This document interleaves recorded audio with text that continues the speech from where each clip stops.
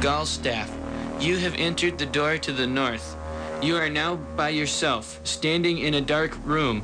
The pungent stench of mildew emanates from the wet dungeon walls. Where are the Cheetos? They're right next to you. I cast a spell. Where's the Mountain Dew? In the fridge, duh. I want to cast a spell. Can I have a Mountain Dew? Yes, you can have a Mountain Dew. Just go get it. I can cast any of these, right? On the list? Yes, any of the first level ones. I'm gonna get a soda. Anyone want one? Hey, Graham, I'm not in the room, right? What room? I want to cast Magic Missile. A room where he's casting all these spells from. He hasn't cast anything yet. I am, though, if you'd listen. I'm casting Magic Missile. Why are you casting Magic Missile? There's nothing to attack here.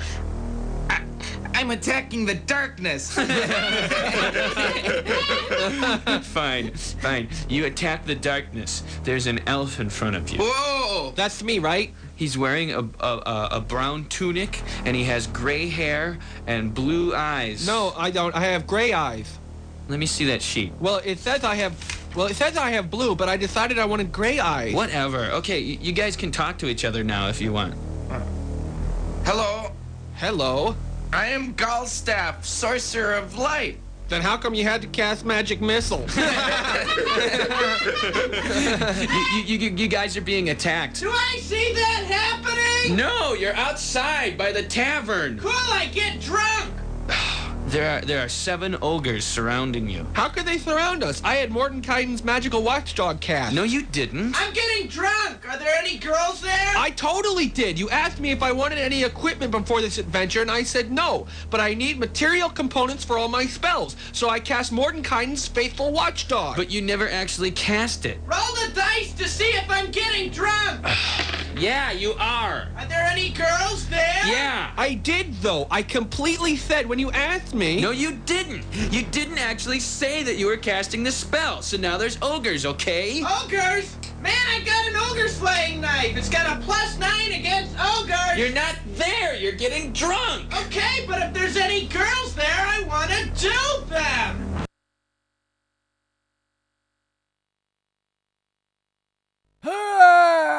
What am I being killed with?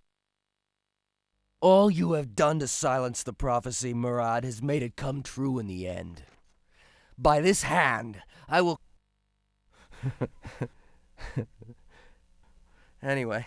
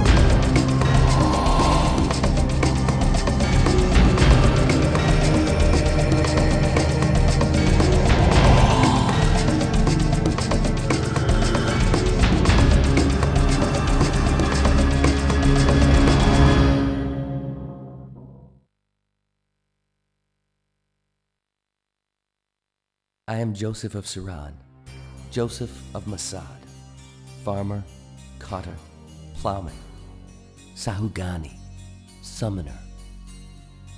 9 years ago I destroyed the village of Suran with a power I could neither control nor understand. A power passed down through generations for thousands upon thousands of years. A power I never asked for and never wanted. 9 years ago, raiders attacked Suran. To save my village, I unleashed the demon, and the demon massacred all in its path. The raiders, my friends, my family. The survivors blamed me, and who else were they to blame? I wore the ring. I called forth the demon. And so I left the ruins of Suran in exile and outcast. But I was not alone.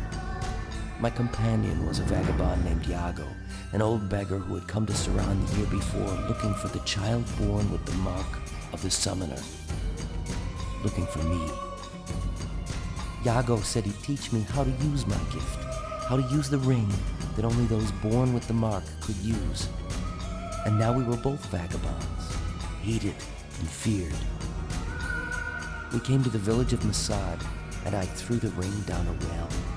I told Yago to go away and never trouble me again with talk of prophecies and destinies. I was finished with my power. I swore on the graves of all who perished in Suran that I would never summon again. But the one thing I tried to escape was the one thing that came looking for me. And that is where my story begins.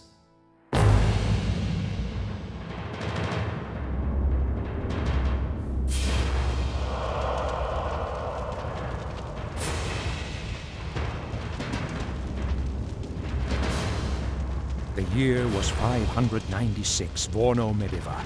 300 years after the Medivan conquest, 1,000 years after the fall of Ikemos, and 12,000 years after the Third Arenegeth and the death of Urath, god of the Sudani.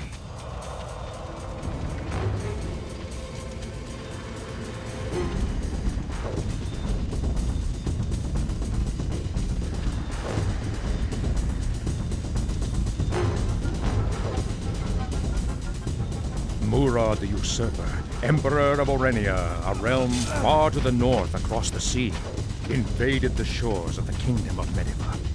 Led by the infamous Four Riders, Murad's soldiers laid waste to the villages along the Dahu River.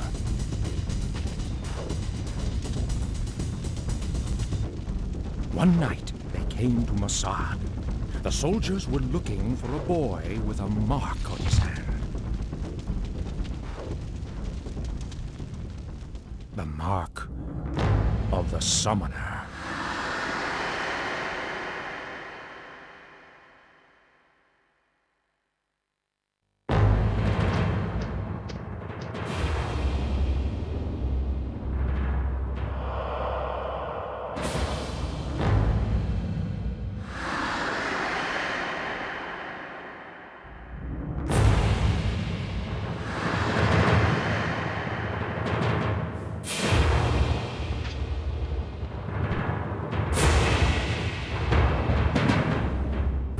Having eluded the Orenians, Joseph sailed to Lanel, where he hoped to find the old beggar named Yago. In the tongue of the ancient Runari, Lanel means City of Gods. For upon this site, the towers of Iliosi stood. Now Lanel was capital of Mediva, seat of King Belius VI, descendant of the victors of the Medivan conquest. Please, I beg of you, I must see Yago. That's Lord Yago to you. Well, Then Lord Yago it is. I have urgent business. business? What business? Will you sell him turnips? Has he borrowed your plow? I come by his command.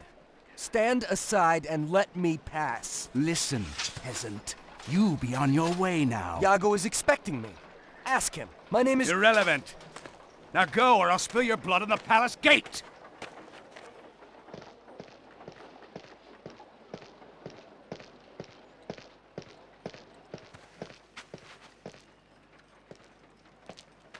What's wrong, Your Grace? Won't they let you in the palace? Huh? Who are you? Follow me. I know a way in. What are you talking about? Come on. I'll explain when we get there. The guards are watching.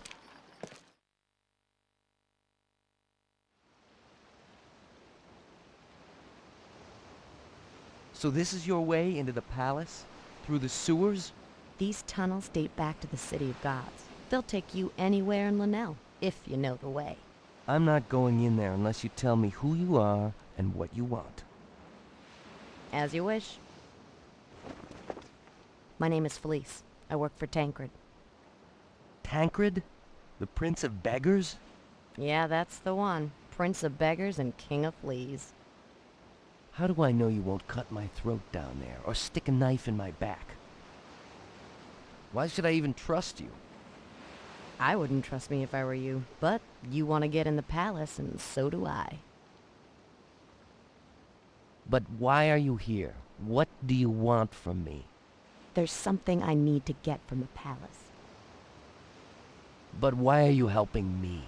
Because I need your help. The sewers are dangerous. I can't risk it alone. You're making a mistake. I'm a farmer, not a warrior. But your need is as great as mine. Let's go.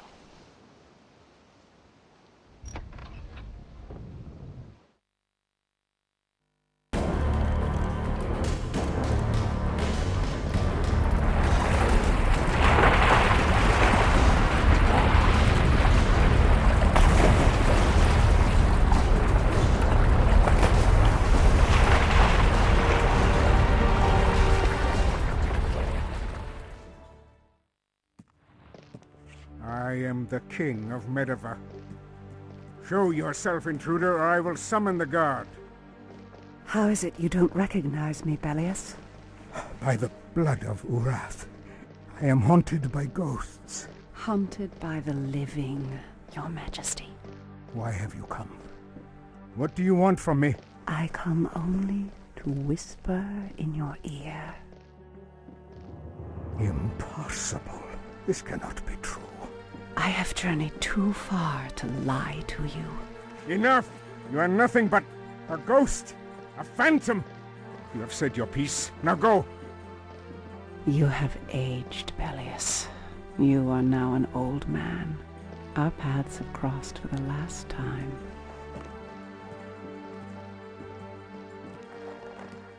No, it cannot be.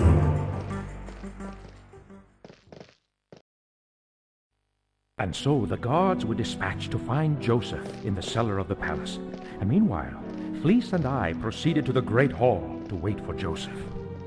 There the king's vassals were gathering for the war council. At last, my protege and I were reunited. We found this lad in the cellar. That will be all. Well, Joseph, truly the forces of destiny are at work. I feared you wouldn't come. The story of creation begins with Guval, the maker of all things. From the tree of 7 branches, Guval carved the spheres of creation, Urgal and Kosas. Urgal is the city of light and joy that lies beyond the Vaheomo, the sea of stars where Angadi keeps watch. These are the white spires of heaven, beyond the fires that vanquish night and winter. Kosas is the world, and here we have lived since the firstborn. The sea and the mountains, the fish and the birds, and all people of all kingdoms belong to Kosas. In Kosas we live, and in Kosas we shall die. Guval, the maker of all things, created his children, Amesido, god of the sea, Lahara, goddess of the flame, Vadagar, god of the earth, and Urath, god of the sky. From the white stones of his city, Guval cast down his children. Never shall you cross the gates of heaven, said the maker of all things. Here I am Lord, and I shall rule so all creation knows my tyranny. Kosas shall be your kingdom and your prison. The children of Guval gathered at the center of the world, and there built the city named Iliose, for all would know this place as the city of gods. Urath said unto them, Here we shall make a people to serve and worship us. This very temple was built upon the city of Iliose, for Lanel means city of gods in the tongue of the old Runari. In the forge of the gods, the children of Guval created the 4 tribes of the world, the Kosani of Vadagar, the winged Sudani of Urath, the Munari of Amesido, and Lahara's infernal Odoni. We are the descendants of the Sudani, though we lost our wings in the Arenageth. Stone by stone, the children of Guval built the Tower of Ina to reach beyond the Vaheomo, where Angadi keeps watch. Up the winding stair they marched to Urgal, the shining city of light and joy. The walls of heaven fell. From the white spires of Urgal, Urath banished his father, the maker of all things. Cursing his children, Guval set the celestial sphere in motion. As the seasons turned, death came to Kossos, and the children of the four gods grew old and died. The windows of our temple also tell the story of doomed Iona, daughter of Amasido. Vadagar, god of the earth, fell in love with Iona, enraptured by the beauty of her song. Vadagar raised Iona's palace above the waves, but as a fish cannot live out of water, Iona perished in her lover's arms. Amasido grieved for his daughter and swore vengeance. With a great wave he struck the earth and flooded the cities of the Kosani, children of Vadagar. Those who survived the deluge fled to Sanavar, mountain of the wise, where they await the return of their god. This is the tale of the Arenegeth, the war of the gods. The children of Guval usurped their father, the maker of all things, and Urath proclaimed himself lord of all creation. But Urath's sister, Nahara, envied her brother's power and sought the throne of heaven for herself. Nahara and her disciples rebelled, and the gods made war against each other. Thus we know this battle as the first Arenegeth. Urath crushed Nahara's rebellion and banished his sister to Kossos, our world, where our ancestors lived and died. Among the people of Kossos, Nahara brought chaos and discord. The skies, seas, and plains roiled with war and bloodshed. By Nahara's hand, the children of creation turned against each other. Urath heard the lament from Kossos, and he came down from the heavens. For 100 years, the second Arenegeth raged, until Nahara surrendered. Urath exiled his sister to a prison deep below the earth, a world of fire we would come to know as the kingdom of the dead. But Nahara would not concede defeat. She sent forth her minions to steal the souls of the dead and hoard them in the halls of her prison. Thus, deep below the world upon which we stand, our souls shall be doomed to endure all eternity. With a vengeful fury, Urath swooped down from his throne and struck the earth with his sword. The very stones that hold our world together split apart. This is how one kingdom became many. Medivh, Orenia, and the islands beyond the far horizon. And so began the third Arenegeth, the final battle of the gods. Defeated once again, Nahara begged for mercy, and Urath relented.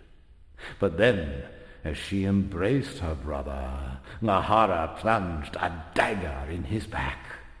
Her minions fell upon him and tore the flesh from his bones. As Urath died, the winged Sudani fell from the sky, their god destroyed. The cities of glass shattered and became the Vahiomo, the sea of stars. This is how our people lost their wings at the dawning of the chaos of 10,000 years.